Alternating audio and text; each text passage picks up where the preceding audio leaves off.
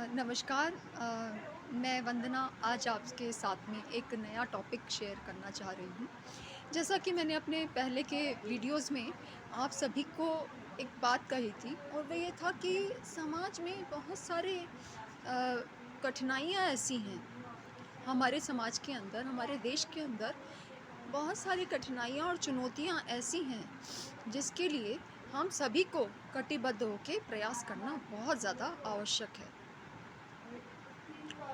ये तभी हो सकता है जब हम सब मिलके इस इसको एक चुनौती मान के, इसको एक अर्जेंसी मान के, जैसा कि मैंने आपको बताया था कि हमारे सामने जो चुनौतियां हैं, चाहे वो ग्लोबल वार्मिंग है और जो अदर इश्यूज़ मैंने आपको बताए थे, तो मैंने कहा था कि ये एक स्थिति बिल्कुल वैसी है जैसा हम इसको तीसरे विश्व युद्ध के समान मान सकते हैं। ऐसा मान सकते हैं कि एक तीसरे विश्व युद्ध की स्थिति हमारे सामने है। जो जो मुद्दे मैंने आपको बताए थे उस समय, आज मैं आपको एक और कठिनाई बता रही हूँ, एक और समस्या जो मैं समाज में देख रही हूँ। उस समस्या के लिए हम क्या कुछ कर सकते हैं? और पहले तो वो समस्या के अलग-अलग आयामों के बारे में बात करूँगी मैं और उस समस्या को लेके हमारा क्या योगदान हो सकता है as a citizen of India. तो this is something which we need to see. So, what is the topic today? The topic is tomorrow of the today. अब ये जो टॉपिक है, ये इसका अर्थ क्या समझ में आया और ये टॉपिक मैंने रखा क्यों? इसके बारे में मैं थोड़ा-सा आपको बताना चाहूँगी। देखिए, मैं जैसा कि आप सभी मुझे जानते हैं कि मैं परम पूज्य गुरुदेव श्री श्री रविशंकर जी की संस्था में योगा प्राणायाम सिखाने की एक प्रशिक्षिका हूँ। तो मेरे द्वारा गांव में, जेल में, अनाथ आश्रम में और अलग-अलग जगह पर, अलग-अलग समय पर कोर्सेज़ लिए गए, ठीक है? तो मैंने जो कोर्सेज़ लिए, उसमें मैंने जो अनाथ आश्रम में कोर्सेज़ लिए और अनाथ आश्रम में जो कोर्सेज़ लेने के बाद में जो मुझे महसूस हुआ, उसके बारे में मैं थोड़ा-सा आपको बताना चाहूँगी। पहले तो मैं आपको व्याख्या दे देती हूँ कि अनाथ शब्द का मतलब क्या होता है। ऑर्फन वर्ड जो हम यूज़ करते हैं, जिसको हिंदी में हम कहते हैं कि अनाथ। अनाथ का मतलब क्या होता है? अनाथ का अर्थ होता है ऐसा बच्चा जिसके एक या दोनों के दोनों पिता या पिता और माता या पिता और माता दोनों में से कोई भी या दोनों ही मृत्यु की वजह से या किन्हीं और कारणों की वजह से नहीं होते हैं उसके जीवन में। तो हम कहेंगे कि वो जो व्यक्ति है, वो जो बच्चा है, उसको हम अनाथ का नाम दे देते हैं। अब मैं जब अनाथ शब्द की व्याख्या कर रही हूँ, तो इससे पहले मैं कुछ आपको आंकड़े बता देती हूँ। वैसे तो मैं आंकड़ों में ज़्यादा कुछ विश्वास रखती नहीं हूँ, to be very clear about it, क्योंकि मेरे को ऐसे समझ में आता है कि समस्या चाहे एक ही व्यक्ति के संदर्भ में क्यों ना हो, वो बड़ी समस्या हो सकती है।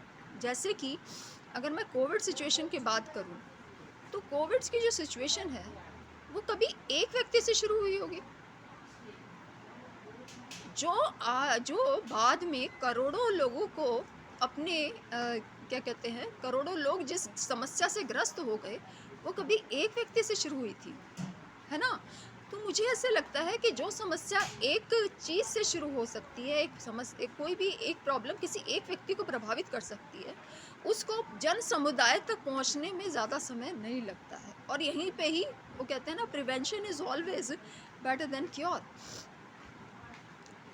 तो मैं आंकड़ों की बात कर रही थी आपसे। तो देखिए, आंकड़ों की जब बात आती है, तो मैं आपको बताती हूँ और आप में से ज़्यादातर लोग जानते भी हैं कि हमारा जो देश है, हमारा देश भारत, ये जनसंख्या के मामले में पूरे विश्व में दूसरे नंबर पर आता है। आज तक की अगर मैं बात करूँ आपसे, हमारे देश की आबादी है 1 अरब 43 करोड़ 89 लाख 11,020। इसके अंदर एक पुराना आंकड़ा मैं आपसे शेयर करना चाहूँगी, क्योंकि पुराने आंकड़े से संबंधित ही जो आज का टॉपिक है उसको मैं रिलेट करूँगी। क्योंकि आज का जो टॉपिक मुझे डिस्कस करना है आपसे, इसके बारे में मैंने सोचा था कि मैं थोड़े नए आंकड़े आपके साथ शेयर करूँ, लेकिन मुझे वो नहीं उपलब्ध हुए।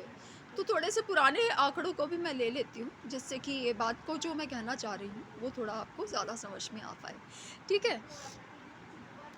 तो एक पुराने आंकड़े के अनुसार I think that was the आंकड़ा ऑफ, आई थिंक अगर मैं गलत नहीं हूँ, ये 2020-22 के आसपास का आंकड़ा है। ठीक है?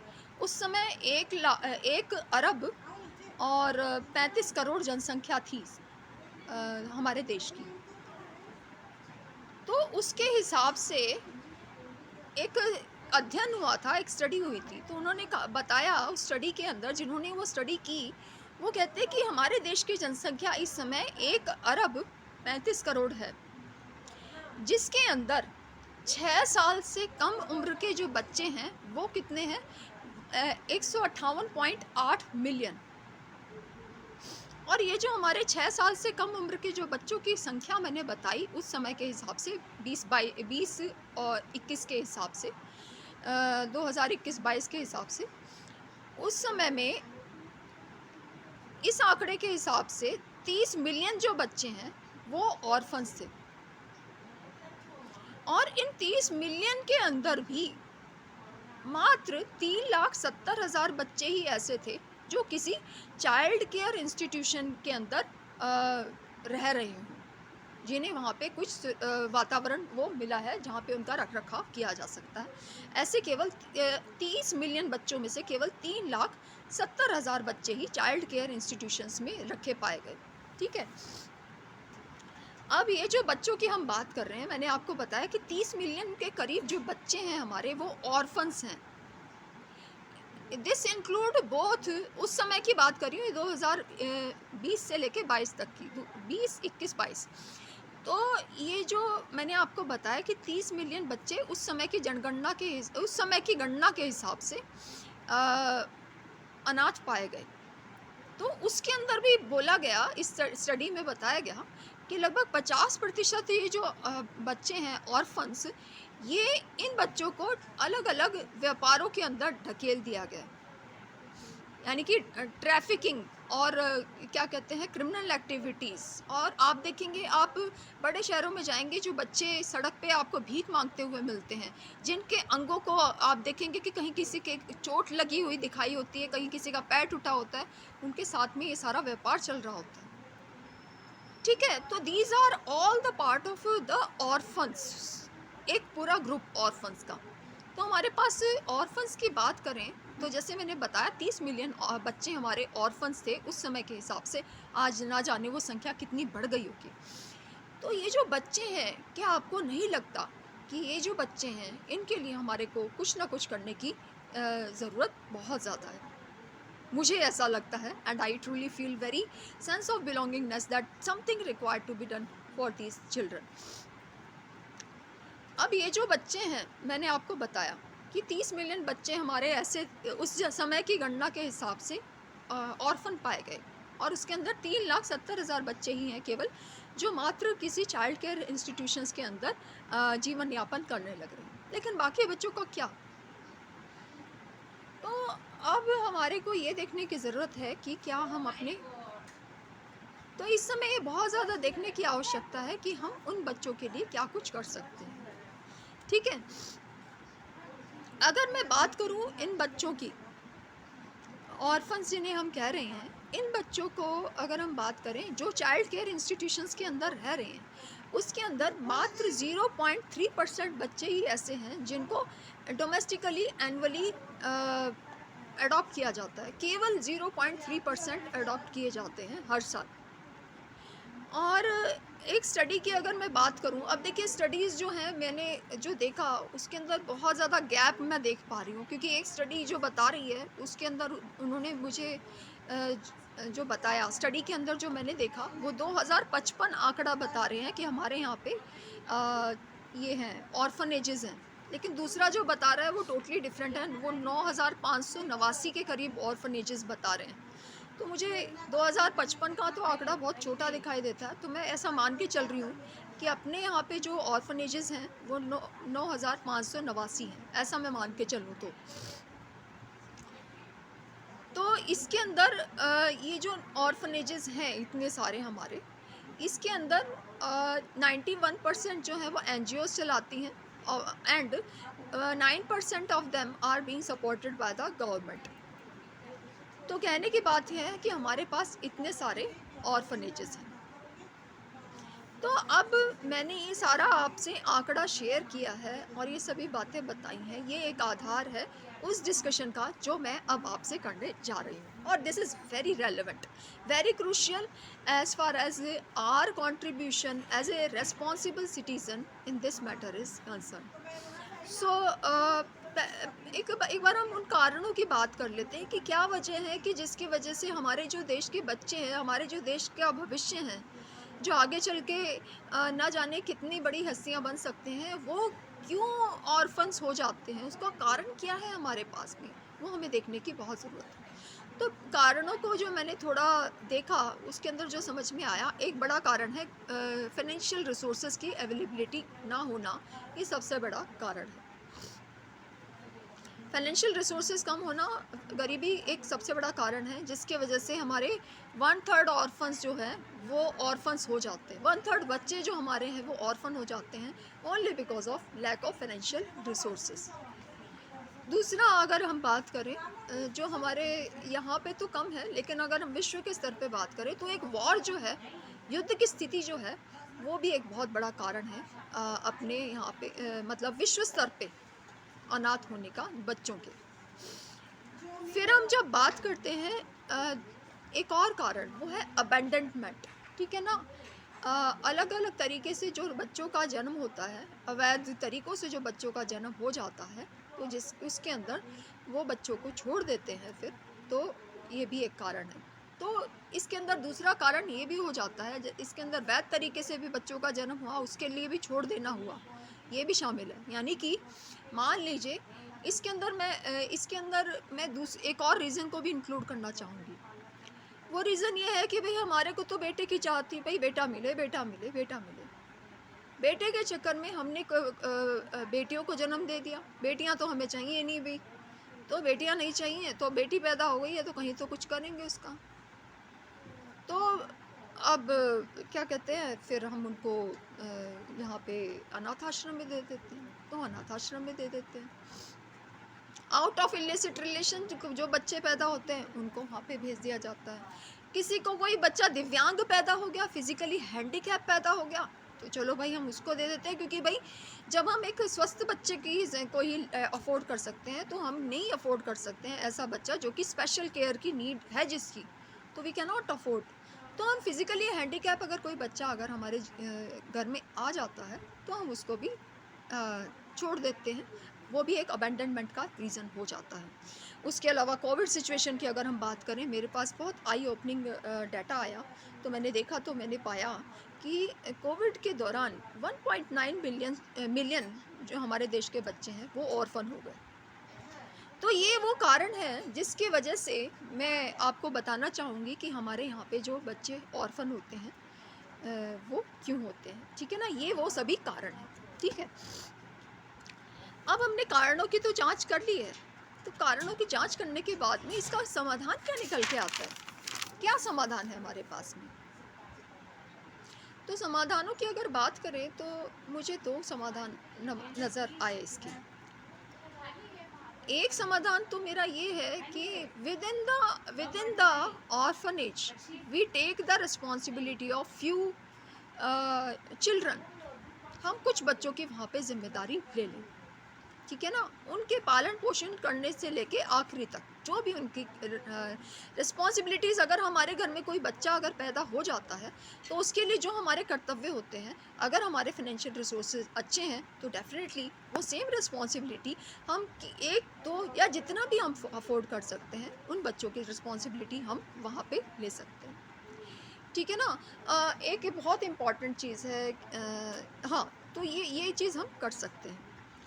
दूसरा इम्पॉर्टेंट स्टेप जो बहुत मेरे को पर्सनली अच्छा लगता है और इसके बारे में मैंने हमेशा से बात भी की है, इसमें मैं विश्वास भी करती हूँ। और वो क्या है? वो है बच्चे को अडॉप्ट कर लेना। और ये सबसे सिक्योर तरीका मुझे लगता है। मैंने I haven't married but I always thought about this thing कि that in in future I would like to adopt a girl child.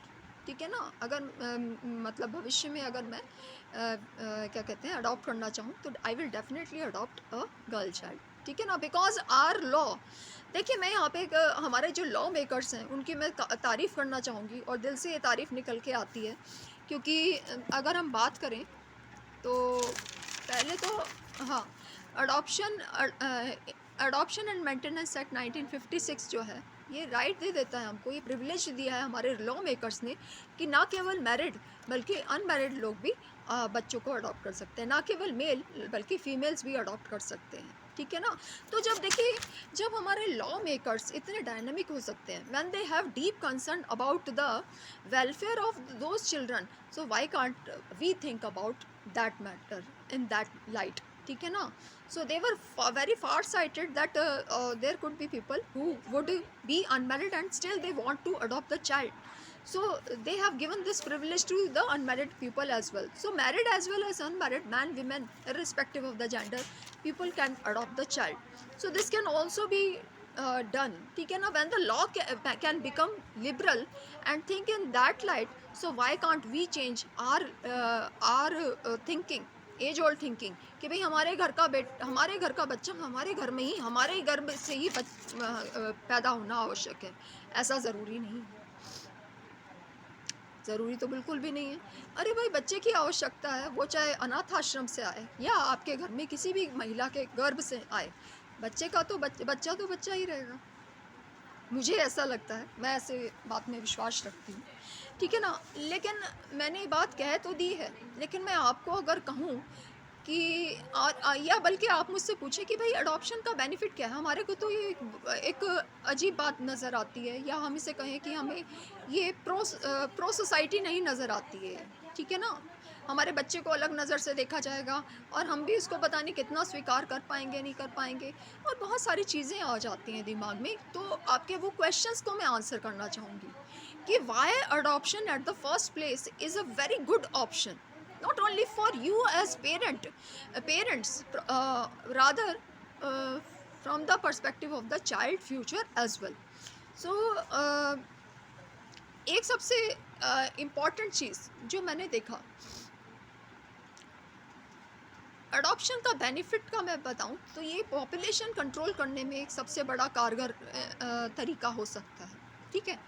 Population control करने का कारगर तरीका ये कैसे हो सकता है? क्योंकि आज ही मैं किन्हीं से जिक्र कर रही थी, तो मैं उनको यही कह रही थी कि हमारे यहाँ पे पॉपुलेशन बढ़ने का कारण क्या है कि हम संतुष्ट नहीं हैं।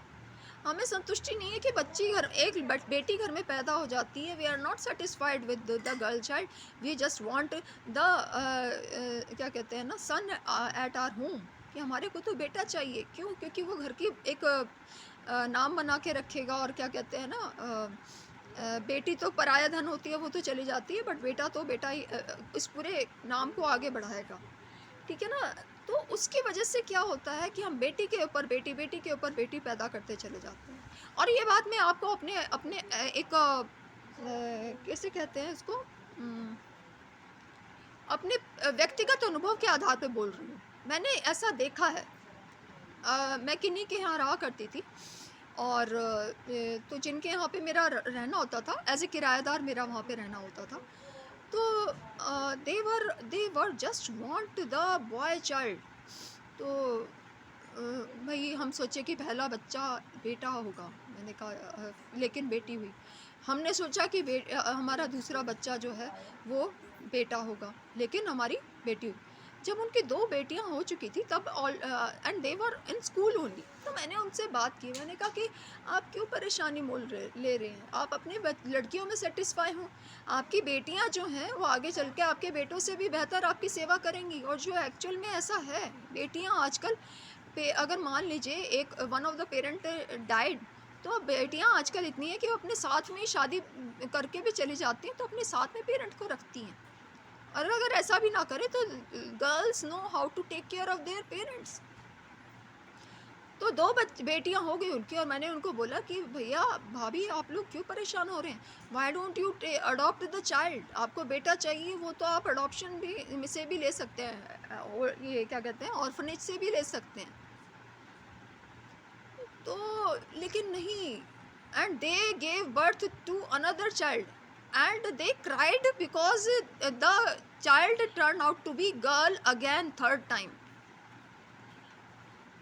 ओके, सो अगेन जो तीसरा बच्चा हुआ वो दोबारा से बेटी हो गया। और जब वो मेरे को पता चला, उन्होंने बताया कि जब मेरी बेटी पैदा हुई, तीसरी बेटी, तो मैं तो रोने लग गई। मैंने कहा रोना आपको इस बात पे नहीं चाहिए कि आपके यहाँ बेटी हुई, रोना आपको अपनी मूर्खता पे चाहिए। आपको इस चीज़ पे रोने की आवश्यकता है कि आप क्यों इस चीज़ के लिए पीछे पड़े हैं जो भगवान ने आपके लिए फिक्स नहीं किया हुआ है। अगर भगवान ने आपको बेटी दी है तो you need to be just satisfied with whatever the child the God has given you. And if you want to have another child, you can have through adoption as well. This is the most easiest mean to have the child. Another thing is that, which is another benefit of adoption, is that आजकल आप देखेंगे, आप बड़े बड़े boards देखेंगे, मैं देखती हूँ और मुझे हैरानी होती है, और मैं लोगों के पर्सनल एक्सपीरियंस भी सुनती हूँ।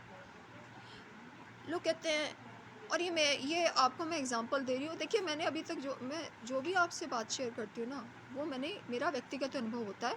व्यक्तिगत अनुभव मेरा खुद का एक्सपीरियंस नहीं होता है, लेकिन मैंने लोगों को देखा होता है, मेरे से बात करते हुए, मेरे से डील करते हुए, या मैंने लोगों के जीवन को ऑब्जर्व किया होता है।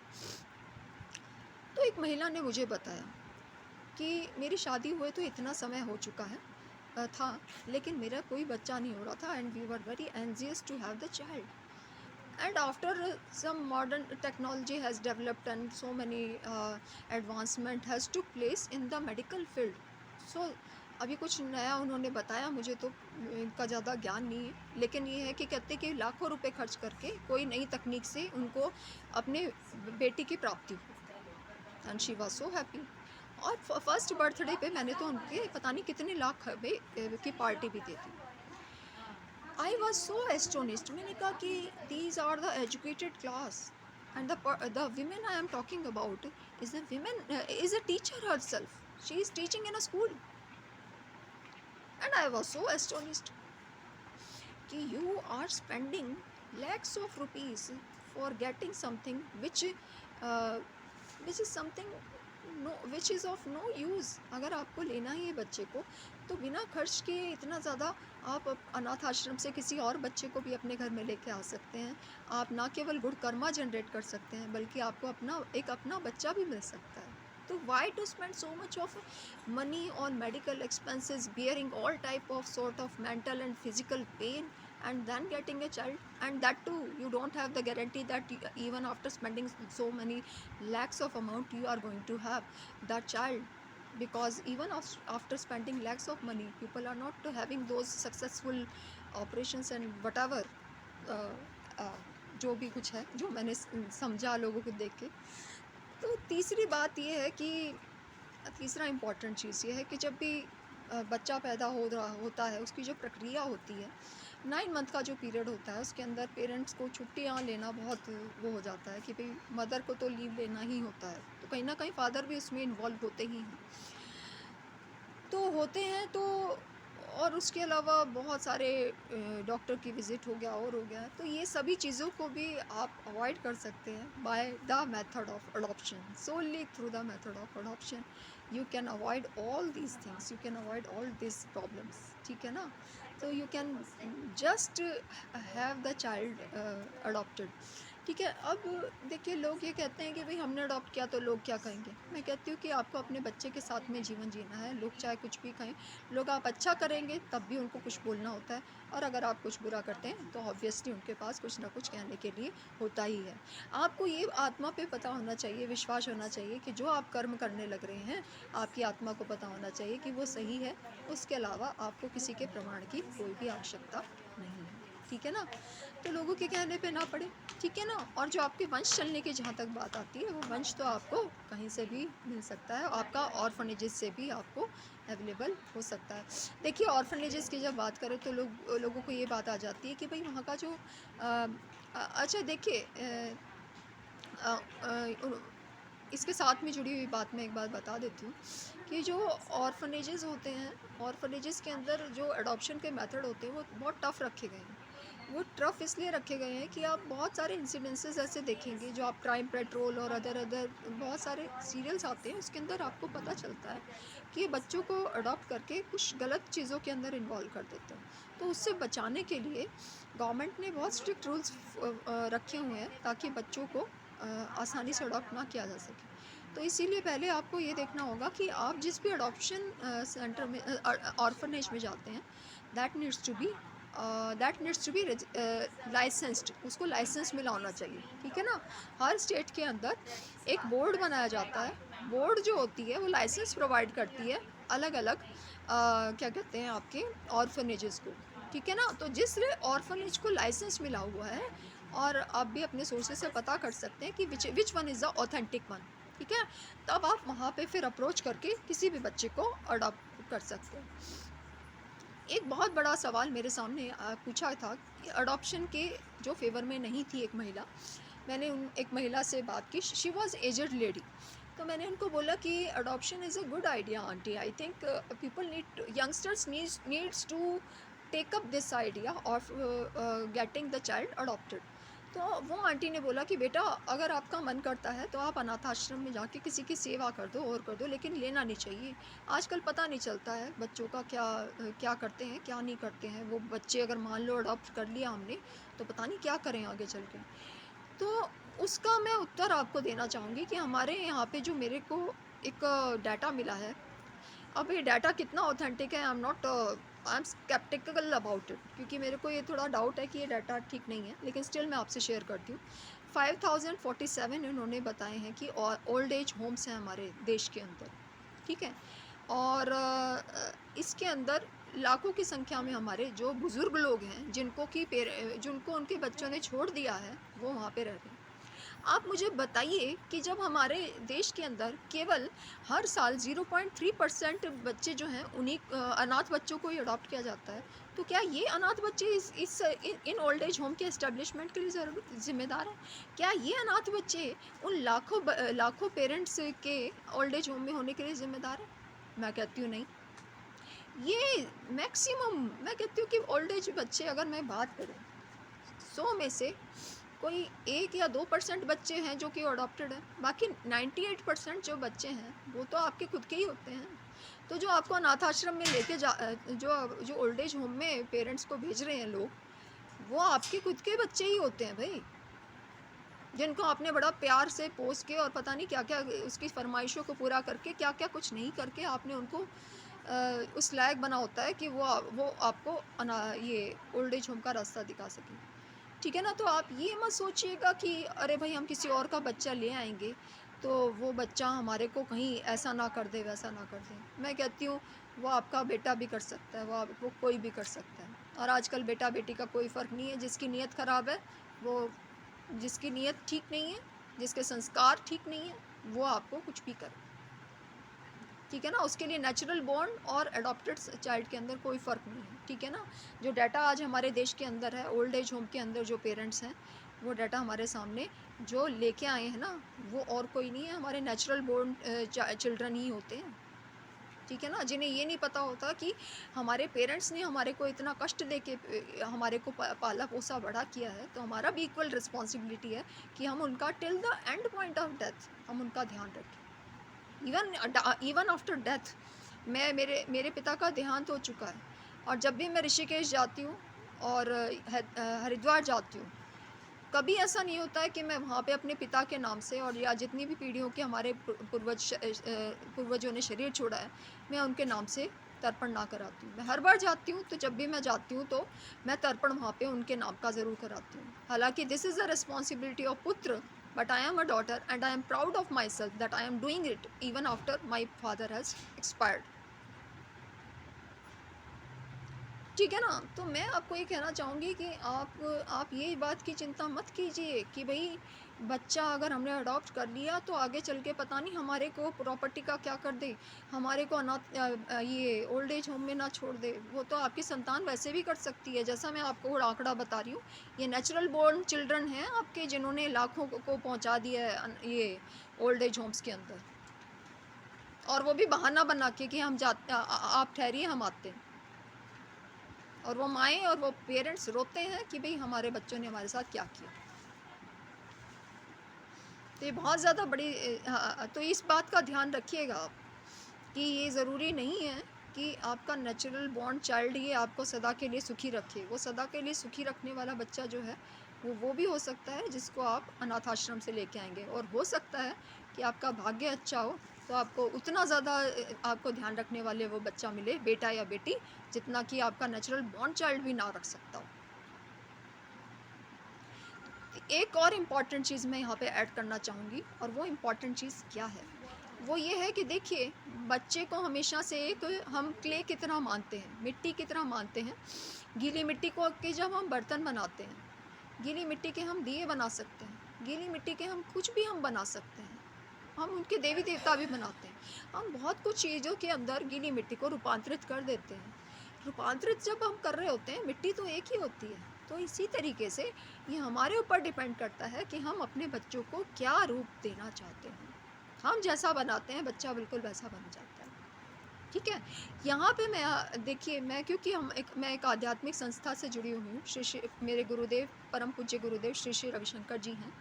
तो हमारे यहाँ पे बचपन से ही बच्चों की जड़ें संस्कार के तौर पे, संस्कारों के रूप में और अदरवाइज़ जीवन में मजबूत हों, उसके लिए बहुत सारे प्रोग्राम्स हमने रखे हैं। इसके अंदर श्री श्री संस्कार केंद्र भी है, और इसके अंदर हमारे उत्कर्ष योगा भी है, और बहुत तरीके के कोर्सेज़ होते हैं, मेधा योगा, उत्कर्ष योगा, अलग-अलग तरीके के हमारे कोर्सेज़ होते हैं, जिसके अंदर बच्चों की जड़ें बचपन से ही इतनी मजबूत बना दी जाती हैं कि वो आगे बढ़ के ज़िम्मेदार नागरिक बने, ज़िम्मेदार बच्चे बने। ठीक है ना? तो तो आप ये चिंता मत करें। आप अगर मजबूत हैं, आप अगर एथिकल हैं, आप सही मार्ग पे चल रहे हैं, और आपको पता है कि पेरेंटिंग किस तरीके से, सही तरीके से की जा सकती है, तो मैं कहती हूँ your children are going to be very good, even if they are adopted one. ठीक है ना? तो देखिए, मैं एक बात जानती हूँ कि आप एग्ज़ाम्पल सेट करना शुरू करेंगे तो दूसरे भी आपको फ़ॉलो करेंगे। और एग्ज़ाम्पल कभी भी बातों से सेट नहीं होता है। मैंने नहीं देखा कि केवल बातें करने से एग्ज़ाम्पल सेट हो जाए।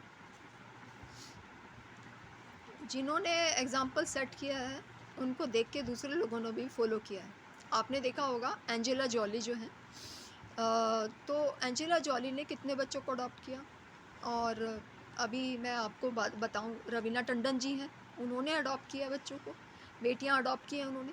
उसके अलावा मैं बात करूँ आपकी कौन है, सुष्मिता सेन जी हैं, उनकी 2 बेटियां उन्होंने अडॉप्ट की हैं, and these children are so good. आप उन्हें देख सकते हैं, कितनी प्यारी बेटियां बनी हैं वो।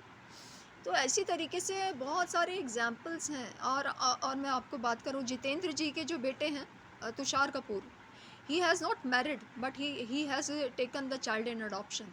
उन्होंने एक बच्चे को अडॉप्ट किया है, वो भी उन्होंने सो दे हैव जस्ट सेट।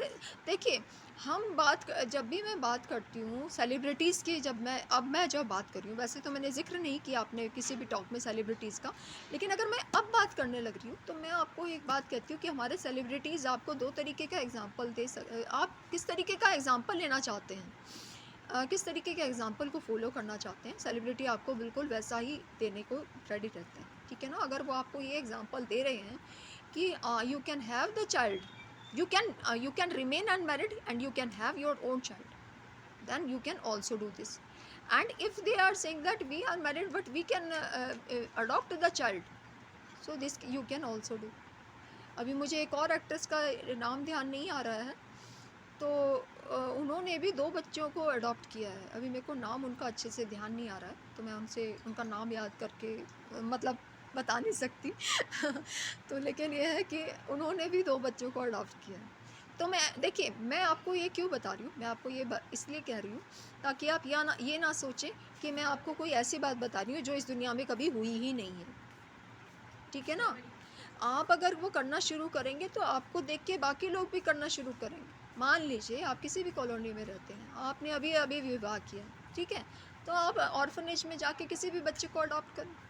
और हो सकता है कि आप ही के यहाँ पे काम करने वाले लोग, आप ही के साथ में काम करने वाले लोग, आपके साथ में रहने वाले लोग वो शिक्षा लें कि अरे हाँ, इफ़ ही और she can do it, we can also do it. So that way we are setting good examples, and we need to set these examples, and that way we are also contributing in the nation building in a very different manner, but in a very good manner. And you can आप इसके साथ में मेरे साथ में agree होंगे इस चीज़ को लेके, जैसा मैं आपको कह रही हूँ, ठीक है ना। मेरा उद्देश्य ये नहीं है कि मैं आपको ये कहूँ कि मैं जो कह रही हूँ आप मेरी हाँ में हाँ मिलाएं। आप इस बात के बारे में चिंतन कर सकते हैं, आप इसके बारे में विचार कर सकते हैं, और एक निष्कर्ष पर ज़रूर पहुँचे कि क्या ज़रूरत है कि इस शरीर का प्रयोग हम उन सभी चीज़ों के लिए करें जिसका प्रयोग सदा से किया जा रहा है, जिस तरीके से किया जा रहा है। क्यों ना इस शरीर का प्रयोग आध्यात्म में और उन्नति के लिए किया जाए। बच्चा ही चाहिए आपको, बच्चा तो अनाथ आश्रम से भी मिल सकता है। और बच्चा कैसा बनेगा वो आपके ऊपर निर्भर करता है। आप उसको कैसे ही बचपन से ही ये सभी चीज़ों का जो मैं आपको बता रही हूँ कि हमारे यहाँ पे जो कोर्सेज़ कराए जाते हैं छोटे बच्चों के, उसके अंदर हम बच्चों को बचपन से ही वो सारी चीज़ें देना शुरू कर देते हैं जो आगे चल के उनका आधार बनेगी, ठीक है ना। तो मैं आप सबसे ये हाथ जोड़ के निवेदन करती हूँ कि आप सभी लोग ज़रूर अडॉप्शन को as a practice, as a medium to have the children रखें। और आपने अगर एग्ज़ाम्पल सेट कर दिया ऐसा, मैं कहती हूँ कि औरों के लिए भी एक दिशा बन जाएगी कि वो भी ऐसा कर पाएँ। और मैं कहती हूँ कि किसी बच्चे का अगर भविष्य इतना सुंदर हो सकता है, जैसा कि मैं बाकी अभी सेलिब्रिटीज़ का बताया, तो मैं कहती हूँ कि इससे बड़ा आपका योगदान इस देश के अंदर हो नहीं सकता। तो आप रेडी रहिए इस तरीके के छोटे-छोटे कदमों को उठाने के लिए, ठीक है ना।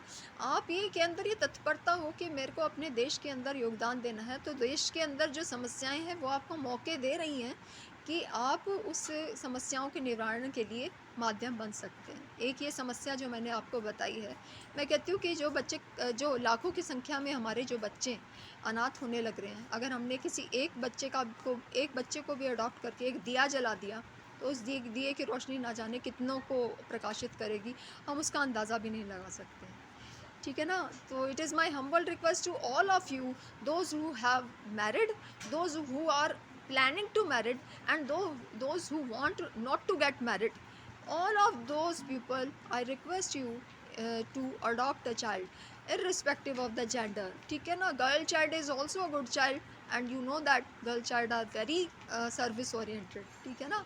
And boy is also good, ठीक है ना। मेरे लिए कोई लड़के लड़की में मैं भेद मानती ही नहीं हूँ। मेरे हिसाब से तो ये है कि सब में एक ही आत्मा है, चाहे वो बेटा हो चाहे वो बेटी हो। लेकिन स्टिल आपकी प्रेफरेंसेस के अकॉर्डिंग अनाथ आश्रम में आप जो भी बच्चे हैं आप इन्हीं को भी अडॉप्ट कर सकते हैं। और मैं कहती हूँ कि जो बच्चे आज हैं उनका सुनहरा भविष्य बनने में आपने योगदान ज़रूर देना है, और आप देंगे तो you truly feel so happy about it, you have contributed, and somewhere the child has also contributed in your life, ठीक है ना। बच्चा अगर आएगा तो definitely the child is also contributed in your happiness and your Joy, ठीक है ना।